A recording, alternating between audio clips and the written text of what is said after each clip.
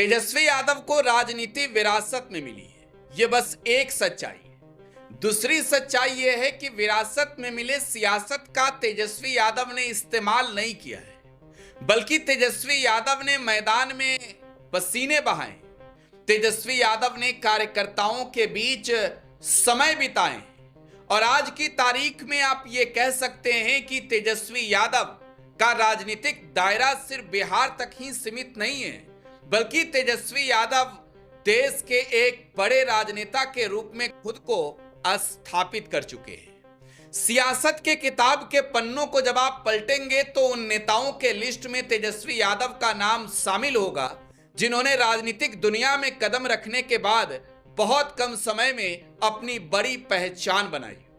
तेजस्वी यादव बिहार से लेकर दिल्ली तक की लड़ाई लड़ने वाले राजनेता के रूप में जाने जाते हैं। आज विपक्षी दलों के एक ऐसे राजनेता के रूप में तेजस्वी यादव जाने जाते हैं जिन्होंने कई दफे सत्ता में बैठे सरकारों को झुकाया है, जिनकी लड़ाई के बाद कई दफे केंद्र की सत्ता से लेकर राज्य की सत्ता तक में बैठी सरकारों को अपना फैसला बदलना पड़ा। सिर्फ एक राजनेता के रूप में नहीं, बल्कि तेजस्वी यादव एक अच्छे रणनीतिकार के रूप में भी जाने जाते हैं। एक ऐसे रणनीतिकार के रूप में जिसके रणनीति के आगे प्रधानमंत्री नरेंद्र मोदी के रैलियों का कोई असर नहीं पड़ता है, जिसके रणनीति के आगे देश के गृह मंत्री व बीजेपी के चाणक्य कहे जाने वाले अमित शाह की प्लानिंग कई दफे धराशायी हो गई है। आज रडार के 11वें एपिसोड में चर्चा उस तेजस्वी प्रसाद यादव की। नमस्कार, टुडे बिहार न्यूज का ये पॉलिटिकल शो रडार है। मैं हूं आपके साथ प्रकाश सिंह। आज रडार के 11वें एपिसोड में तेजस्वी प्रसाद यादव की चर्चा करेंगे। ये चर्चा है बिहार के राजनीतिक गली गलियारों में, ये चर्चा है चौक चौराहों पर कि तेजस्वी यादव की ताजपोशी होने जा रही। तेजस्वी यादव को बड़ी जिम्मेवारी मिलने जा रही है। उनके पिता लालू प्रसाद यादव अपने छोटे लाल तेजस्वी यादव को बड़ी जिम्मेवारी देने जा रहे हैं। तो तेजस्वी यादव की ताजपोशी कब होगी?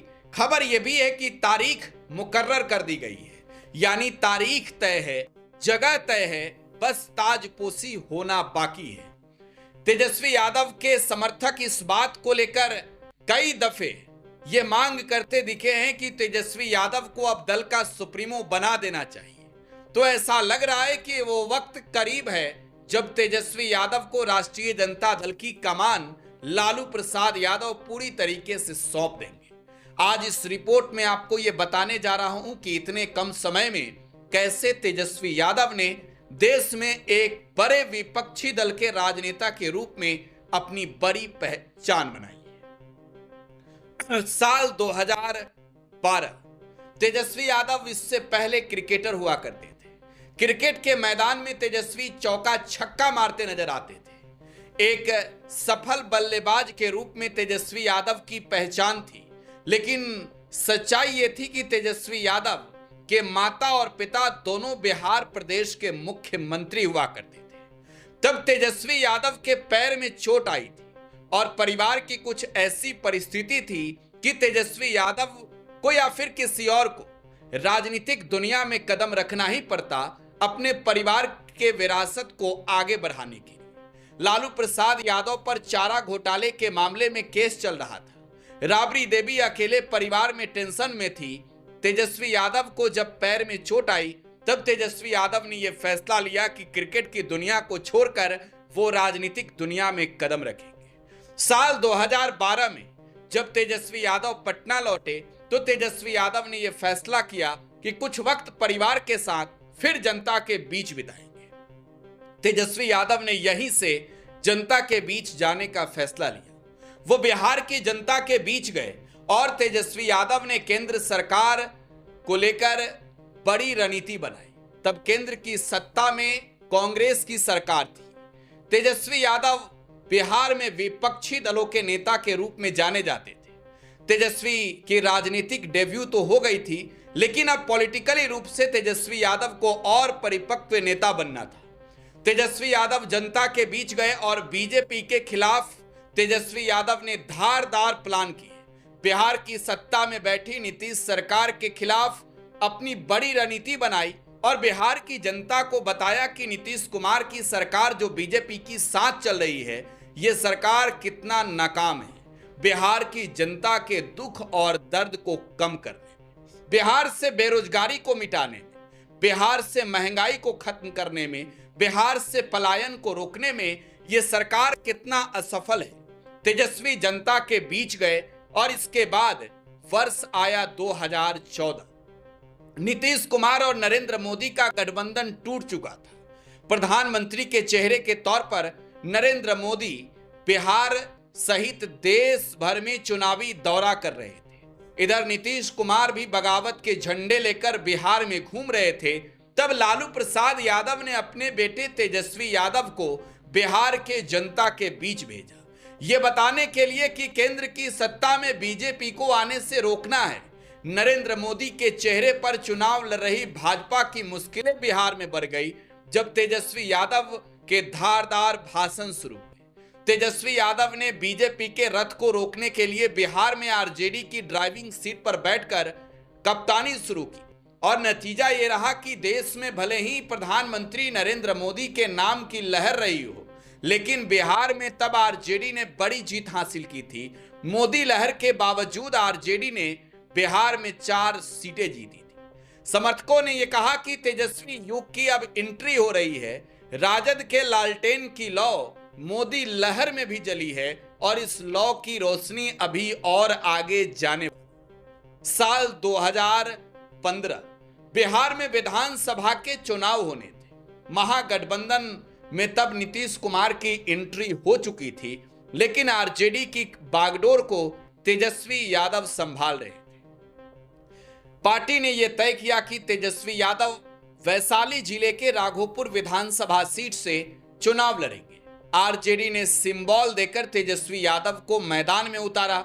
आपको बताएं कि राघोपुर वो सीट जो पहले तेजस्वी यादव के पिता की राजनीतिक कर्मभूमि रही है। तेजस्वी यादव की मां भी यहां से 2 दफे चुनाव जीत चुकी थी, लेकिन अब बारी तेजस्वी यादव का था। पॉलिटिकली डेब्यू कर चुके तेजस्वी यादव एक कैंडिडेट के रूप में भी मैदान में उतर चुके थे। दूसरी ओर तेजस्वी यादव पर यह जिम्मेवारी थी कि पार्टी के कुनबे को कैसे मजबूत करेंगे। आरजेडी के कैंडिडेट होने के साथ साथ वो प्रदेश में राजद के सबसे बड़े नेता के रूप में ताबड़तोड़ रैलियां कर रहे थे। चुनाव के नतीजे आए, तेजस्वी यादव ने न सिर्फ बड़ी जीत हासिल की, बल्कि तेजस्वी यादव के साथ साथ बिहार में राष्ट्रीय जनता दल को भी बड़ी जीत मिली। इससे पहले 2010 में हुए बिहार विधानसभा चुनाव में राष्ट्रीय जनता दल की बुरी तरीके से हार हुई थी, लेकिन 5 सालों के अंदर ही पार्टी को विधानसभा के अंदर विधायकों की हैसियत से तेजस्वी यादव ने नंबर 1 बना दिया। बिहार में तब नीतीश कुमार के नेतृत्व में महागठबंधन की सरकार बनी और राज्य के उप मुख्यमंत्री के रूप में तेजस्वी यादव ने नीतीश कैबिनेट में शामिल होकर शपथ लिया। वर्ष 2017 नीतीश कुमार ने पलटी मारी, महागठबंधन का साथ छोड़ा और नीतीश कुमार ने यह फैसला लिया कि वो बीजेपी के साथ एनडीए गठबंधन में जाएंगे। अब दूसरे वो सवाल यह था कि विधानसभा के अंदर नेता प्रतिपक्ष कौन बनेगा। लालू प्रसाद यादव के पास पहुंचकर विधायकों ने यह कहा कि तेजस्वी यादव को ही यह जिम्मेवारी दी जाए। लालू यादव ने विधायकों की रजामंदी से तेजस्वी यादव को विधानसभा के अंदर नेता प्रतिपक्ष बनाया। बहुत कम समय था राजनीति में कदम रखने के बाद तेजस्वी यादव के पास, लेकिन तेजस्वी अब राजनीति में खिलाड़ी बन चुके थे। नीतीश कुमार के झटका सहने के बाद तेजस्वी यादव ने यह तय कर लिया था कि बिहार में इतने दिनों तक जो पसीने बहाए, जो कुछ देखा है, जो कुछ समझा है, विधानसभा के अंदर सरकार को नाको दम कर देंगे।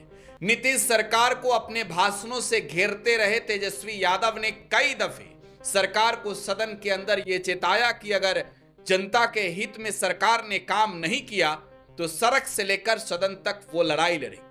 कई ऐसे मौके रहे जब तेजस्वी विपक्ष के नेता के रूप में बिहार में सड़क से लेकर सदन के अंदर तक संग्राम करते नजर आए।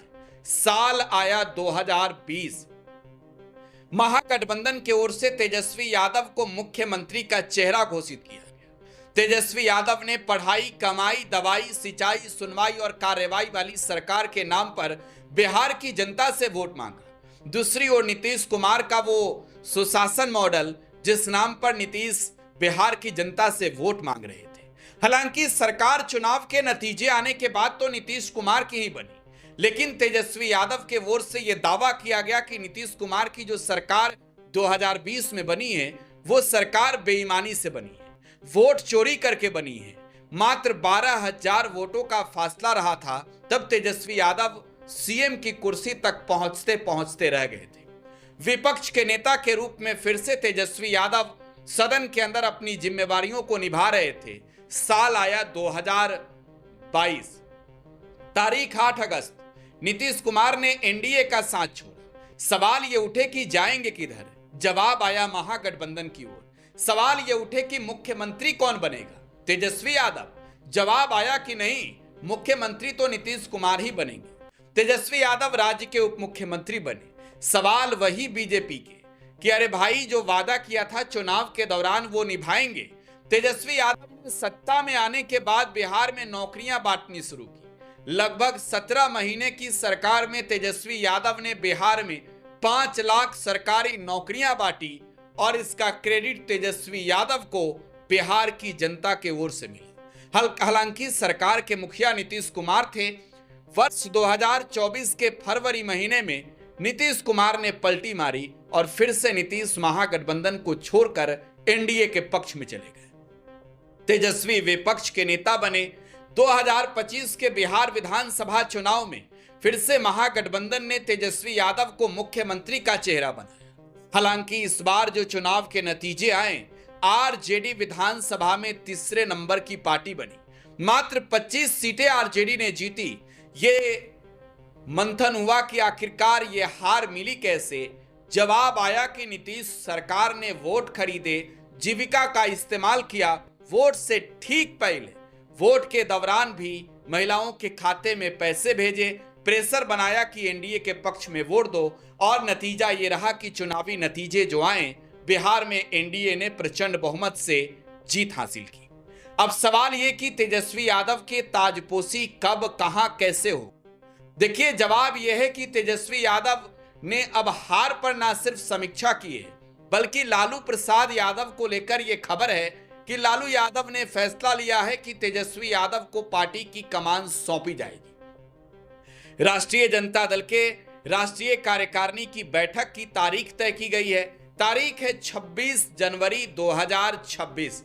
स्थान राजधानी पटना का होटल मौर्या, जहां तेजस्वी यादव की राजनीतिक रूप से आप कह सकते हैं कि बड़ी जिम्मेवारी मिलने वाली ताजपोशी होनी है। तेजस्वी यादव को लेकर बिहार के राजनीतिक गली गलियारों में, चौक चौराहों पर चर्चा है कि वो पार्टी के राष्ट्रीय कार्यकारी अध्यक्ष बनाए जा सकते हैं और लालू प्रसाद यादव ये बड़ी जिम्मेवारी तेजस्वी यादव को देने जा रहे हैं। बहरहाल खबर ये कंफर्म नहीं है कि तेजस्वी की ताजपोशी होगी या नहीं, लेकिन ये खबर कंफर्म है कि वो तारीख मुकर्रर है राष्ट्रीय कार्यकारिणी की और फैसले बड़े लिए जाने वाले हैं। 11वें एपिसोड में बस इतना ही। क्या सोचते हैं आप? प्रतिक्रिया अपनी कमेंट बॉक्स में छोड़ जाइएगा। फिलहाल आप टुडे बिहार न्यूज के साथ बने रहें। धन्यवाद।